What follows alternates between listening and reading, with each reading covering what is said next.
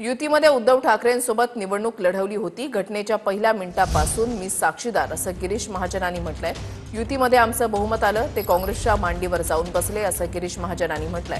आमच्या 100च्या वर जागा निवडून आल्या, त्यांच्या 50 सुद्धा जागा निवडून आल्या नाहीत आणि अशा परिस्थितीमध्ये ते आम्हाला सोडून गेले असं गिरीश महाजनांनी म्हटलंय। त्यांना जो धडा शिकवला गेला तो चांगलाच झाला असं गिरीश महाजनांनी पुढे म्हटलंय। मी साक्षीदार त्या सगळ्या गोष्टींचा पहिल्या दिवसापासून पहिल्या मिनिटापासून निकाल लागल्याबरोबर खरं आहे युतीमध्ये सोबत आम्ही निवडणूक लढवली, आमचं बहुमत आलं आणि हे काँग्रेसच्या मांडीवर जाऊन बसून गेलेत, पवार साहेबांच्या मांडीवर जाऊन बसून गेलेत। त्यामुळे गद्दारी उद्धव ठाकरेंनीच त्यावेळेला केली, आम्ही नाही केली। म्हणजे त्यांच्या किती जागाला निवडून त्यांच्या 50 सुद्धा जागा त्या निवडून आल्या नेहमी।